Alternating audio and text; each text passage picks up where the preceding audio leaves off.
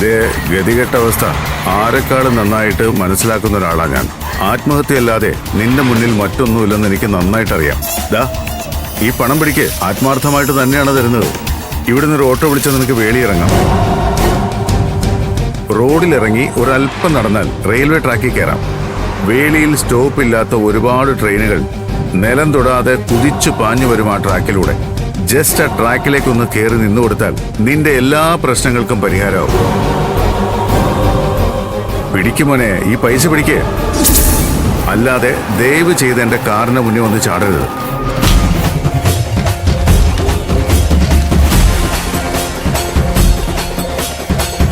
നിർമ്മലാമ്മി നിധിയുമായിട്ട് തനിക്ക് എന്താണ് ഇടപാട്? അവരേതോ ഒരു ഫോട്ടോ കാണിച്ച് തന്നെ വരുതിയിൽ നിർത്തിയിരിക്കുകയാണെന്ന് എനിക്ക് നന്നായിട്ട് അറിയാം. ആ ഫോട്ടോയിൽ എന്താണ് ഉള്ളതെന്ന് എനിക്ക് അറിഞ്ഞേ പറ്റൂ. അത് പറയാതെ തന്നെ ഞാൻ ഇവിടുന്ന് വിടില്ല CKC. നിർമ്മലയും ഞാനും തമ്മിലുള്ള ബന്ധത്തെക്കുറിച്ച് ഇവനോട് നിധി പോലും പറഞ്ഞിട്ടില്ല. ചിലപ്പോ ഞാനത് പറഞ്ഞ എനിക്ക് തന്നെ ഭാര്യയാകും. നിർമ്മലയെ ഇവന് വലിയ ഇഷ്ടമാണ്. അവളെ ഞാൻ ചതിച്ചു എന്ന പുതിയ അറിവ് ഇവൻ എന്നോടുള്ള പക കൂട്ടുകയുള്ളൂ. പറയാൻ വേണ്ടി പുതിയൊരു പഴുത് ആലോചിച്ചെടുക്കണമെന്ന് മനസ്സിലാവുന്നുണ്ട് CKC. സത്യം പറയാൻ ഇത്രയും വലിയ ആലോചന ആവശ്യമില്ല.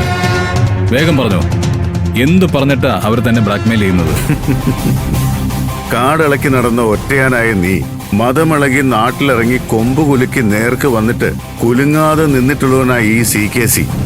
ആ എന്നെ 2 പീറ പെണ്ണുങ്ങൾ വന്ന് ഏതോ ഒരു ഫോട്ടോ കാണിച്ച് ഭീഷണിപ്പെടുത്തി ബ്ലാക്ക്മെയിൽ ചെയ്ത് വരുതിക്ക് നിർത്തി കൂച്ചുവലം ഇട്ടുകളഞ്ഞൊന്ന് വിശ്വസിക്കാനും വേണ്ടി വിഡ്ഢിയാണോ ഗൗതം നീ? ആലോചിച്ച് നോക്ക്. ശാന്തമായിട്ടൊന്ന് ചിന്തിക്ക്.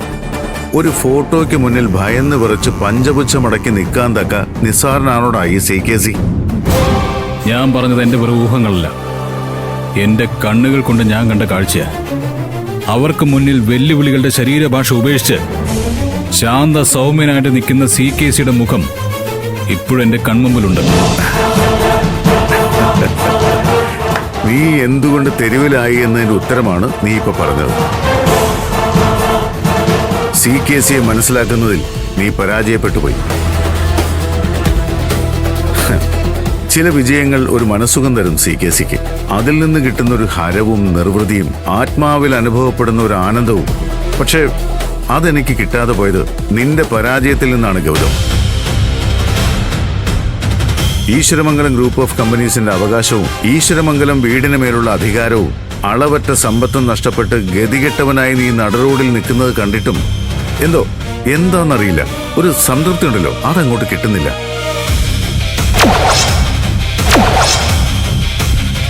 നിന്റെ പരാജയം ഇത്രയും പോരാന്ന് ഉള്ളിലിരുന്ന് ആരോ പറയുന്ന പോലെ. ഈശ്വരമംഗലത്തിന്റെ തകർച്ച പൂർണ്ണമായിട്ടില്ല എന്നൊരു തോന്നൽ. അതിനുവേണ്ടി ഞാൻ ഇറക്കുന്ന അവസാനത്തെ ആയുധമാണ് ഗൗതം നിർമ്മലയും നിധിയും. അണിയറയിൽ ഒരു പുതിയ ആയുധം ഒരുക്കുകയാണ് ഞാൻ. അതിന്റെ വെറും ചേരുവകൾ മാത്രമാണ് നിധിയും നിർമ്മലയും. അവരെ കൂടെ നിർത്താൻ ഞാൻ ചിലപ്പോൾ ഭീഷണിപ്പെടുത്തും. അതിലവർ വഴങ്ങിയില്ലെങ്കിൽ അനുനയത്തിന്റെ അടവ് നയം ഇറക്കും.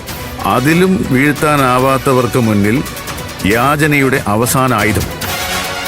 അത് കാണുന്ന നിനക്ക് എന്റെ ശരീരഭാഷയിൽ സംശയം തോന്നിയെങ്കിൽ അത് നിന്റെ ദീർഘവീക്ഷണമില്ലായ്മയുടെ പ്രശ്നം മാത്രമാണ് ഗൗതം. പണി വരാനിരിക്കുന്നേ ഉള്ളൂ. ഇവിടം കൊണ്ടൊന്നും അവസാനിക്കുന്നില്ല.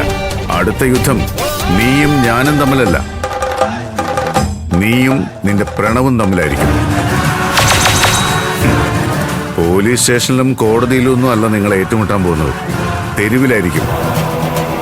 ഒന്നും ചത്തും നിങ്ങൾ 2 എണ്ണവും തീരുമ്പോ നീയൊക്കെ നാഴികയ്ക്ക് 40 വട്ടം എടുത്ത് പ്രയോഗിക്കുന്ന ഈശ്വരമംഗലം എന്ന തലവാചകം ഞാൻ ഭസ്മമാക്കി പുഴയിലൊഴുക്കും.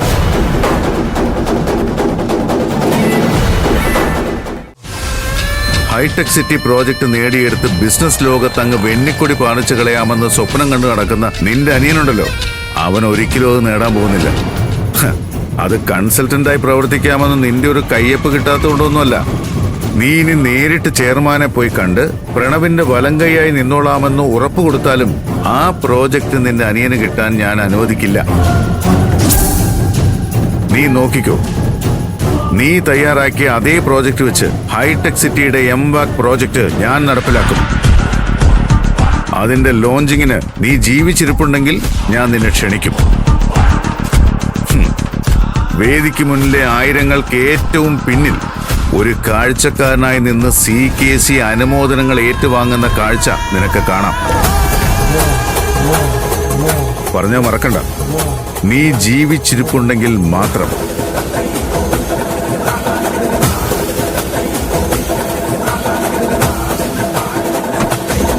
ഗൗതം, ഒന്ന് ഓർത്തു വെച്ചോ, ഒരു മാസം, ഒരേ ഒരു മാസത്തിനകം ഒരു തീരുമാനം ഉണ്ടാവും. ഒന്നുകിൽ നീ അല്ലെങ്കിൽ പ്രണവ്, രണ്ടിൽ ഒരാളെ ഭൂമിയിൽ ജീവനോടെ ഉണ്ടാവും. ജീവനോടെ ഇരിക്കുന്നവൻ തന്നെ മറ്റവനെ കൊന്നതിന്റെ പേരിൽ ജയിലിലായിരിക്കും. അതാണ് എന്റെ ലക്ഷ്യം.